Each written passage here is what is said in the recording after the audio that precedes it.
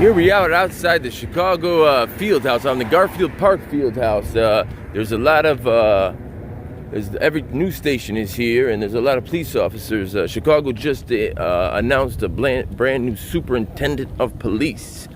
After Eddie Johnson 2 weeks ago was, a citizen called and said there was a man sleeping at a stop sign. It ended up being the superintendent, so he retired, and now the old LAPD police officer is now taking over. So we're gonna see here. Hey, buddy, is the new superintendent here? Oh, not sure. I'm just saying.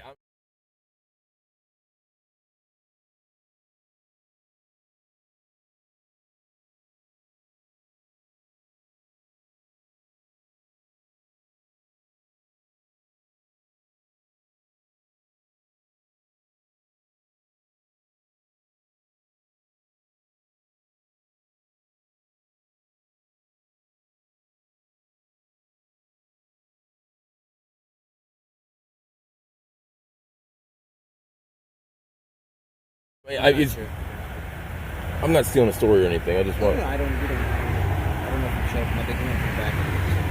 I'm saying, but what are they set up? What do you guys set up for? Is this? The pastors. Oh, the pastors. Okay. Have they talked already? Okay. I appreciate that you guys talking about. And your takeaway? It was a very good meeting.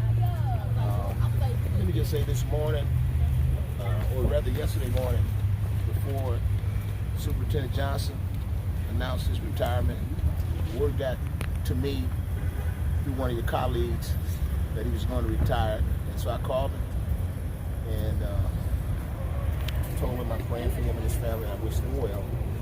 And he said, Pastor, thank you, and you're a good man.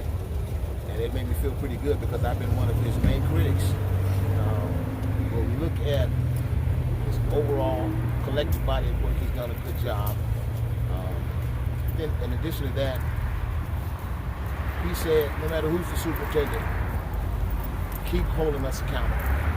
And so tonight, that was my message, to this new interim superintendent and to the mayor. We will keep continuing, keep holding your feet to the fire, making sure that justice and officers of the peace operating at optimum level on our side of town as they do on the other side of town. I think the mayor must be commended. We had a meeting with her a couple weeks ago, and she assured us that in the event that there would be a new superintendent, that she would be transparent, and she said that the first people that would get a chance to meet with him would be faith leaders. I really wasn't sure about that happening, but it's amazing that he was appointed today as the new interim superintendent. And here on the west side of the city, she's here tonight with the contingency of faith leaders, top to bottom.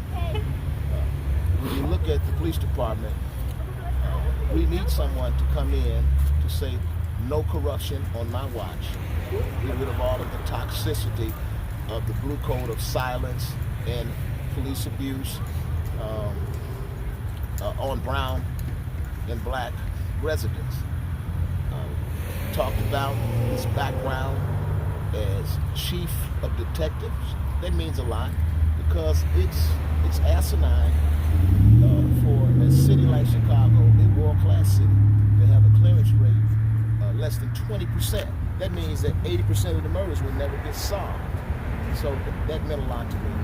And he claims that he really believes in embracing the consent decree.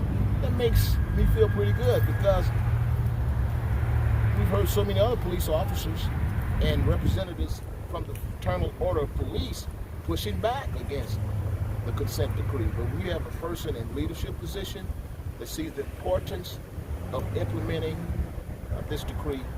That's a breath of fresh air. So bottom line, you're feeling all right about Charlie Beck and his role in the city right now? I'm feeling fine about it. You got to give him the benefit of the doubt, and you got to give Mayor Lori Lightfoot a chance. She ran on the platform of change. And so here we're looking for the change to be implemented. We're looking for a transition, and certainly we're looking for transformation. The police department, let me just tell you, police officers, I love police officers. They're the top 5 professions in my book. Police, firemen, nurses, school teachers, you know, these are all in my top 5. But, you know, we have some corruption here. We cannot continue to allow police officers to lie on police reports. And we cannot allow supervisors to turn their head. We have to end the blue code of silence. You can't stand up at press conferences and go lecture in communities telling people to turn in people in their neighborhood when they see their own officers engage in criminal behavior and they won't report them.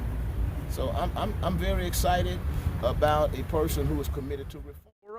You know, I feel like they're preying on people that don't necessarily know their rights. Now, what's your thought about the thin blue line flag being put in these stations? Isn't that why reappropriate the American flag for your own political needs? Isn't that setting a divide among the people? Isn't that saying this that we are the police and this is our flag and this is just for us? Why not the American flag? Because your own policies and directives say Rule 41, you shall not engage in any partisan or political behavior. And the thin blue line flag came back in vogue in direct response to the Black Lives Matter movement.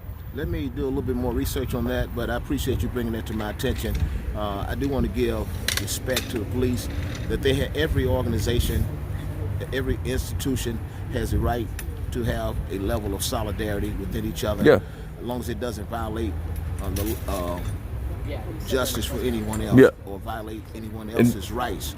And I'd have to look more. And I'm from Disorderly Product News, and I started a movement called #DemandYourFlag, and all that is don't reappropriate the American flag. That flag has got an equity paid into it. Men and women from that haven't even drinking a beer legally on American soil have died in all parts of the world. So make your own flag. Put a German Shepherd and a star on there. All right, buddy. Appreciate you. Do you have a business card? Business cards. I stopped carrying business cards. Nobody asked for them. Look at if you really want change, look up Disorderly Product News and get in contact with me, because I can be a good asset. I'm in the African American community all the time. And come to the Leaders Network meeting Tuesday. Where's it at? 9:30 at 5701 West Jackson Boulevard. 5701 9:30 on Tuesday.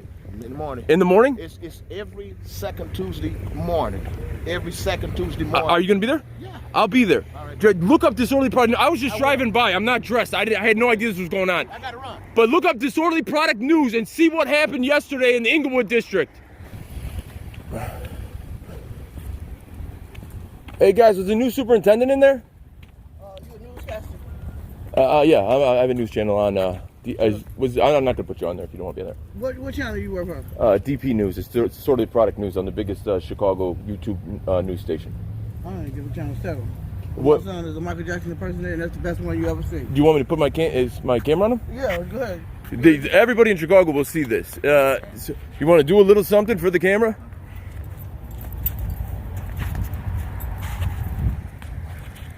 My man, look at that!